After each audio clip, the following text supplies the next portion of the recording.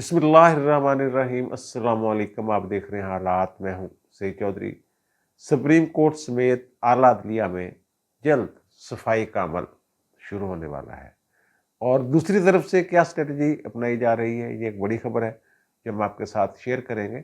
Supreme court में जल्द ही घमसान का रन पड़ने वाला है। अपने कल के विलाग में मैंने ये अर्ज किया था, एक दिन के पूरे वाकयात बयान करके, कि इससे मुस्तकबिल का सियासी मंजरनामा जो है वो समझ में आ जाना चाहिए। उसमें दो वाकयात बयान करना मैं भूल गया।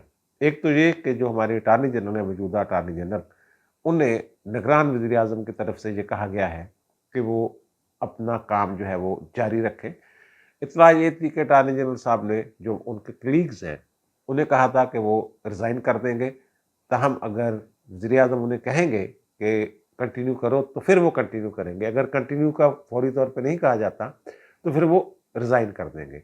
अब उन्हें ये कह दिया गया है, यानी कि जो उनकी अदालतों में स्ट्रेटजी है या पॉलिसी है वो कंटिन्यू करेगी पिछली हुकूमत की। अटार्नी जनरल को कंटिन्यू करवाने का मकसद मुझे जो समझ आता है वो यही है।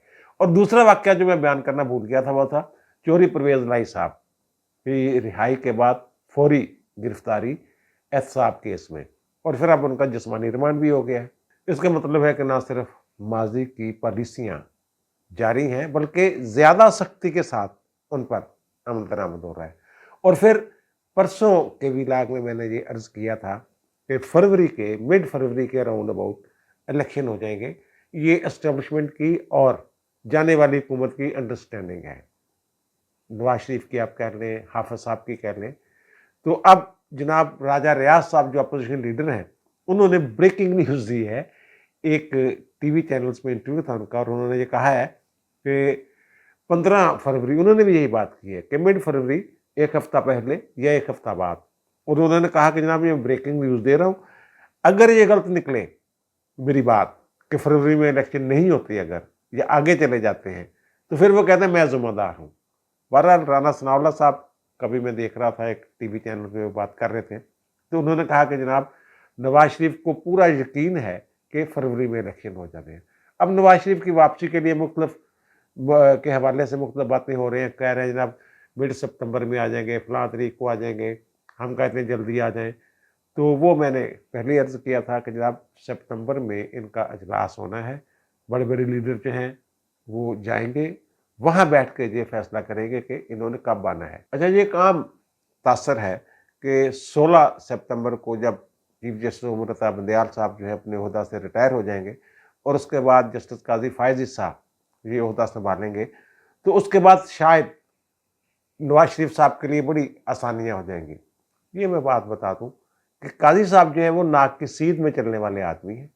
लकीर से इधर उधर उन्होंने नहीं होना, ना किसी के लिए उन्होंने गैर मामूली तौर पे लीनियंट व्यू देना है और ना ही किसी के खिलाफ उन्होंने सख्त रवैया इख्तियार करना है। जो कानून कहेगा, जो रिलीफ होगा वो उन्हें मिलेगा। बहरहाल ये नून लीग वाले तो यही कहते हैं कि जनाब हमारे साथ जो एक सख्ती का सलूक किया गया अदलिया की तरफ से, हमारे साथ ज्यादतियाँ की गई, वो सिलसिला तो कम से कम बंद हो जाएगा ना काजी साहब के आने से। ये उनकी सोच है। और ख्वाजा आसिफ साहब कह रहे हैं जनाब जीरो रिस्क होगा तो नवाज शरीफ साहब वापस आएंगे। मेरे ख्याल दोनों बातें इंतहाओं पे हैं। ये वहाँ जाएंगे, बैठेंगे तो कोई ना कोई रास्ता निकलेगा और फिर उसके मुताबिक, कानून के मुताबिक जो फासली ज़मानत का तरीक़ाकार होगा, जेल 1-2 दिन के लिए जाना पड़ता है, क्या भी जो भी तरीक़ाकार इख्तियार करना होगा वो करेंगे। और फिर जो इलेक्शन वाली बात है, चीफ जस्टिस पाकिस्तान उमर अता बंदयाल साहब ने फिर एक चालाकी दिखाने की कोशिश की। वो सिंध के ज़िला शिकारपुर की सवाई हल्का बंदियों का मामला सुप्रीम कोर्ट में पेंडिंग है और चीफ जस्टिस साहब की सरबराही में जो बेंच है उसकी समाअत कर रहा था। तो चीफ जस्टिस साहब ने जो डीजी लॉ हैं इलेक्शन कमीशन के, उनसे पूछा कि जनाब इलेक्शन कब हो रहे हैं, तो उन्होंने ऐसे कंधे झुका दिए जैसे हम कहते हैं ना पता नहीं। तो ये चीफ साहब को ही पता है कि जनाब अब हल्का बंदियों का मामला आ गया, हल्का बंदियों के बाद ही तारीख अनाउंस होनी है, अभी मीटिंग्स चल रही हैं, उसका तरीक़ाकार तय किया जा रहा है ये हल्का बंदियों का, तो उसके बाद इलेक्शन होने, तो वो अभी से तारीख मांग रहे हैं। और उन्होंने कहा चलो जनाब इसका मतलब ये है कि इलेक्शन अभी नहीं हो रहे तो उस वक्त तक जो भी मामलात हैं ये सारे हल कर लिए जाएं।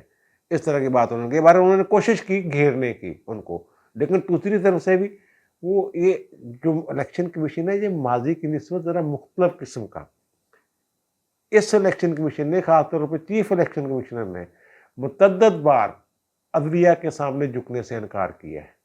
کئی ایک کیسز ایسے ہیں، کئی ایک قسم ایسے مقدمات ہیں، وہ جو سپریم کورٹ نے تو پوری کوشش کی تھی جب سینٹ الیکشن میں جناب وہ خفیہ بیلٹنگ جو ہے وہ کسی طریقے سے اوپن ہو جائے، کوئی نہ کوئی طریقہ نکال آئے، لیکن انہوں نے کہا نہیں یہ نہیں ہو سکتا، کیونکہ آئین میں لکھا ہوا ہے کہ وزیر اعظم اور وزیر اعلیٰ کے علاوہ تمام الیکشن جو ہیں وہ خفیہ رائے شماری کے ذریعے ہوں گے۔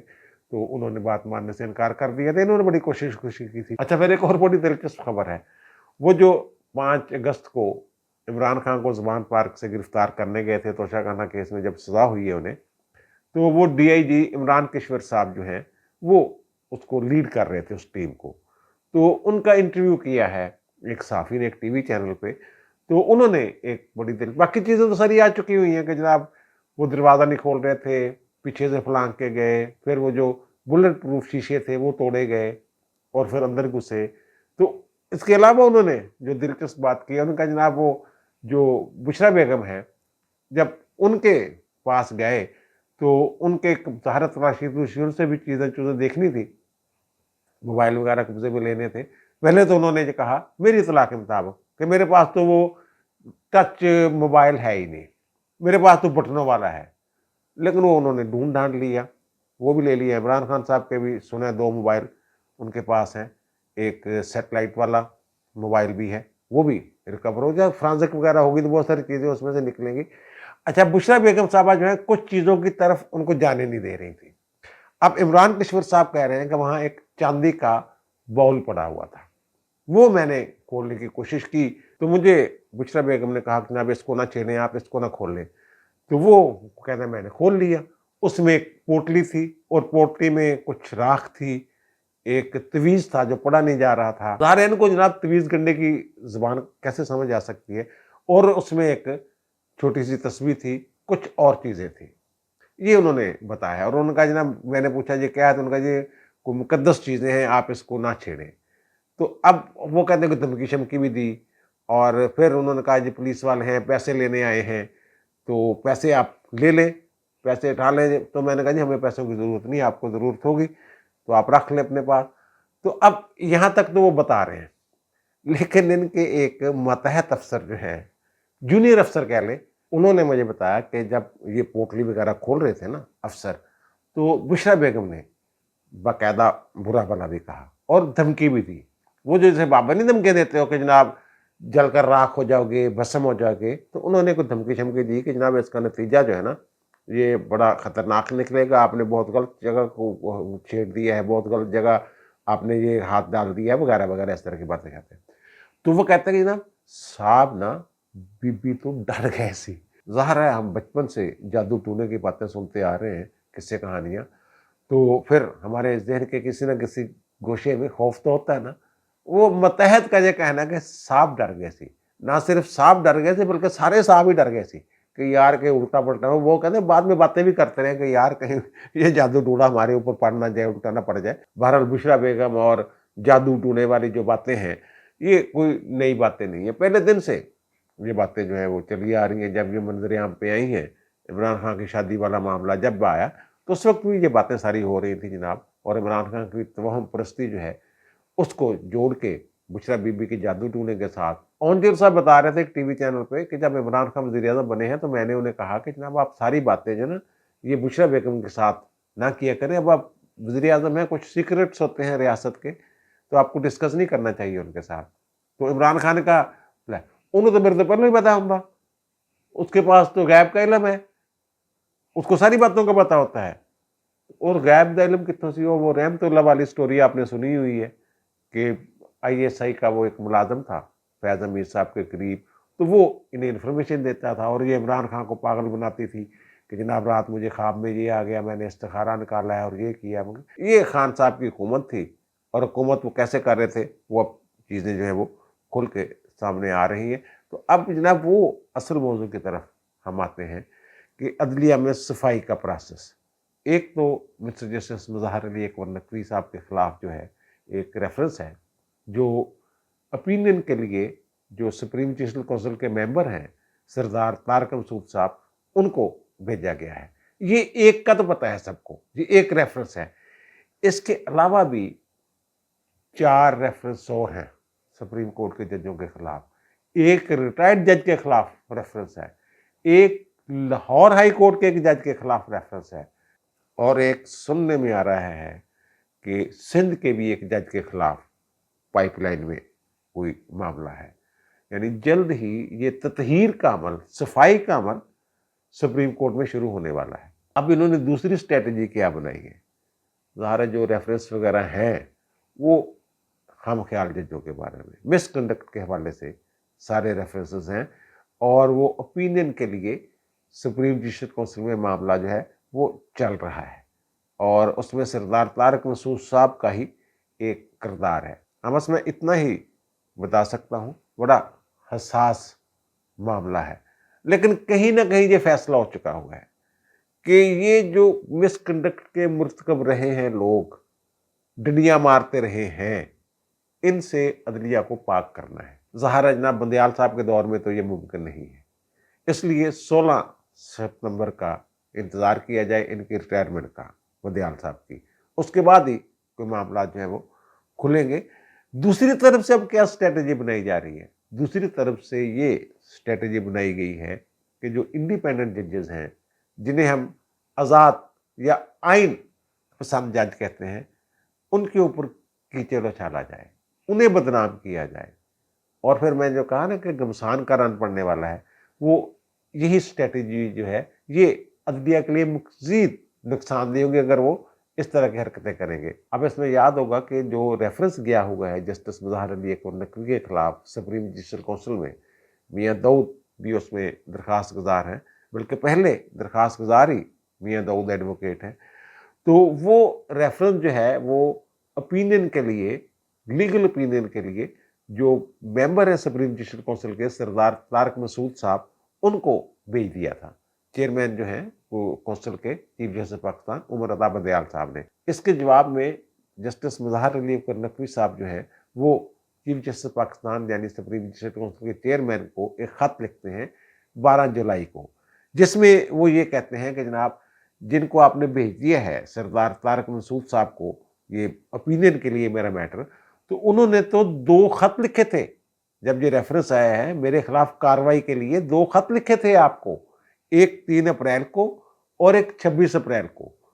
इन 2 खतों के बाद तो फिर वो ज़ाहिर है उनके ज़ाहिर करना चाह रहे हैं कि वो मुतअस्सिब हैं, वाजिद हैं, इस तरह की बातें चाहते हैं। अच्छा, मुज़ाहिर नकवी साहब फिर कहते हैं कि जनाब आपने 29 मई को ये तारक मसूद साहब के पास मैटर जो है ये भेजा था, लेकिन अभी तक उन्होंने इसका फैसला नहीं किया, ओपिनियन अपनी नहीं दी।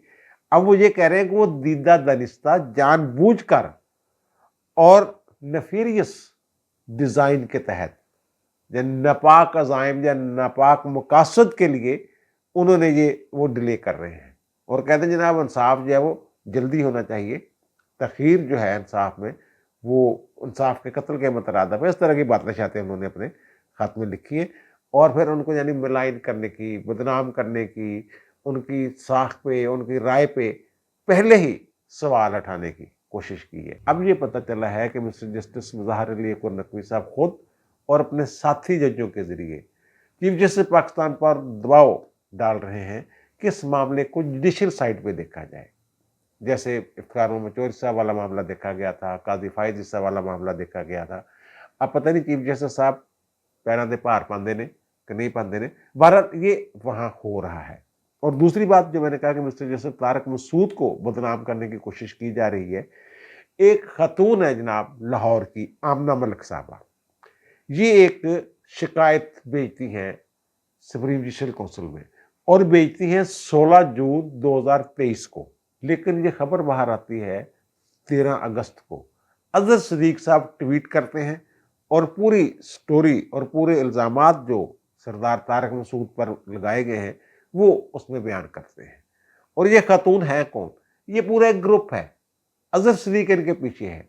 ये इन्होंने एक सिविल सोसाइटी नेटवर्क के नाम से अब्दुल्ला मलिक, आमना मलिक, ये लोग सारे हैं, और ये पता है सबको कि ये साकिब निसार साहब के बड़े करीब होते थे, और अजहर सिद्दीक साहब का जो मज़ाहिर अली नकवी साहब के साथ पूरा एक मुकम्मल याराना है। उनकी निजी महफिलों में, घरेलू तकरीबात में ये मदऊ होते हैं। अच्छा, आमना मलिक साहब ने जो शिकायत भेजी ना सुप्रीम जुडिशल काउंसिल में, वो बड़ी बोदी सी है, उसमें कोई जान नहीं है। वो कहती है कि जनाब सरदार तारक मसूद साहब ने अपनी जो वेल्थ स्टेटमेंट है उसमें 2,46,00,000 रुपए जो हैं वो जाहिर किए हैं कि मेरे पास ये आए हैं, लेकिन कोई दस्तावेजी सबूत इसके साथ नहीं लगाया जिससे तायद हो कि ये पैसे जायज तरीके से आए हैं। ये एफबीआर इस मामले की पहले ही इंक्वायरी कर चुका हुआ है, नोटिस भेजा था, इसका मेरी इत्तला के मुताबिक इसका जवाब दे दिया गया था। ये जो पैसे आए हैं 2,46,00,000, उन्होंने अपनी विरासती जमीन फरोख्त की, विरासती जायदाद फरोख्त करके ये रकम जो है वो हासिल की, और उन्होंने अपनी जो वेल्थ स्टेटमेंट है उसमें उन्होंने ज़ाहिर कर दी। इसमें तो 2 नंबरी वाली बात ही कोई नहीं है।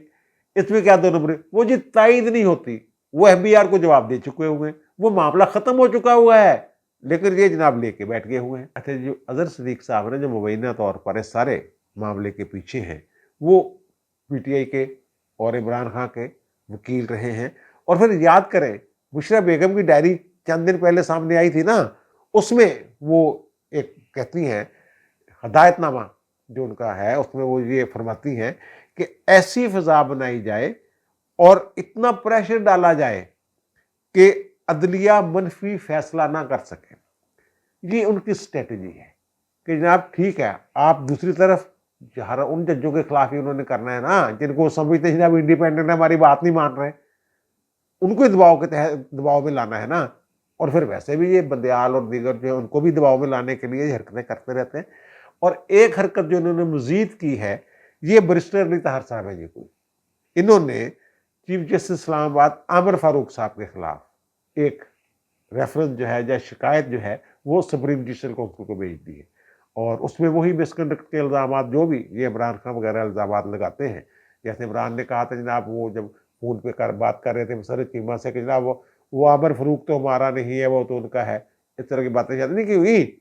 और फिर उनके ऊपर अदम एतमाद भी किया, इन्होंने दरखास्तें दे दी कि जनाब हमारे मुकदमात आप ना सुने। तो ये इनकी स्ट्रेटजी है। और दूसरी तरफ फेयर गेम हो रही है, और फेयर गेम में पता ये चला है कि जैसा मैंने अर्ज किया कि एक तो मज़ाहिर अली नकवी साहब हैं, इनके अलावा 3-4 जज सुप्रीम कोर्ट के और हैं। ये सारी इंक्वायरी शिकवारी मामले शामले चल रहे हैं। लाहौर हाई कोर्ट के एक जज हैं, और कहा जा रहा है कि पाइपलाइन में एक सिंध के जज का भी मामला है। और फिर जैसा कि मैंने अर्ज किया कि ये तय हो चुका हुआ है कि अदलिया में सफाई होनी है, ततहीर का अमल शुरू होना ही होना है। ये कौन जज हैं जो कानून और आइन के पकड़ में आने वाले हैं, ये मुझसे ना कहलवाएं, आप खुद ही जरा गौर कर लें। जो मैंने कहा ना 3-4 जज हैं, वो ये जो उछल उछल के बातें करने वाले जज हैं, उन्हीं में से होंगे ना कुछ। अब दीजिए मुझे इजाजत, इंशाल्लाह दोबारा मुलाकात होगी नए वीलॉग के साथ। अल्लाह ताला आप पर, मुझ पर, हम सब पर मेहरबान रहे। अल्लाह हाफिज़।